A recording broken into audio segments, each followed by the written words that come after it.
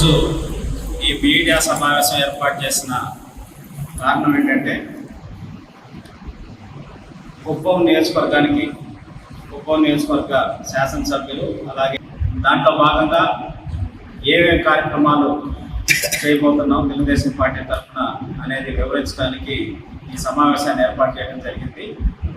ఈరోజు 14వ తారీఖు చంద్రబాబు గారు బెంగళూరు రావడం, అక్కడి నుంచి తంబలపల్లె మాజీ శాసనసభ్యులు శంకర్ యాదవ్ గారి ఇంటికి వెళ్ళి రీసెంట్గా పెళ్లి జరిగిన వాళ్ళ అమ్మాయిని ఆశీర్వదించి అక్కడి నుంచి బై రోడ్ కుప్పం పట్టణానికి రావడం జరుగుతుంది.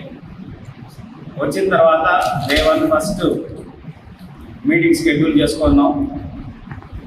ఒకటి మాజీ ప్రజాప్రతినిధులు వీళ్ళందరితో ఒక మీటింగు, తర్వాత రెగ్యులర్ క్యాడర్ తోటి మండలం గుడిపల్లి మండలం వాళ్ళతో ఒక మీటింగు, గుడిపల్లి గారు కుప్పం మున్సిపాలిటీ తోటి ఆ రోజుతోటి 14th ఆ ప్రోగ్రామ్ కంప్లీట్ చేసి నెక్స్ట్ డే R&B గెస్ట్ హౌస్లో ప్రజల నుంచి వినతులు, కుప్పం నియోజకవర్గ ప్రజల నుంచి వినతులు స్వీకరించడం, తర్వాత 11ంటికి BCN కళ్యాణ మండపంలో తెలుగుదేశం పార్టీలో జాయిన్ అవ్వడానికి ఎంతోమంది వైఎస్ఆర్సీపీ నాయకులు అలాగే కాంగ్రెస్ నాయకులు ఇతర పార్టీలకు సంబంధించిన ఎంతోమంది తెలుగుదేశం పార్టీలో చేరడానికి సిద్ధంగా ఉన్నారు.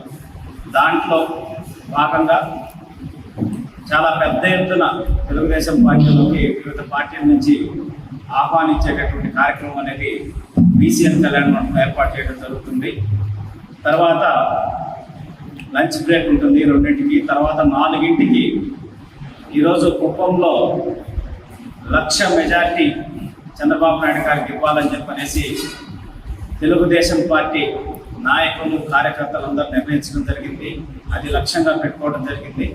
దాంట్లో భాగంగా ప్రతి బూత్ పరిధి నుంచి తీర్మానాలు 1,00,000 మెజార్టీ కావాలంటే ఏ బూత్లో ఎంత మెజార్టీ రావాలనేది ఆ బూత్ పరిధిలో ఉన్న మా తెలుగుదేశం పార్టీ నాయకులందరూ నిర్ణయించి తీర్మానాలు చేసి వాటన్నింటినీ మండల పార్టీకి పంపించడం జరిగింది.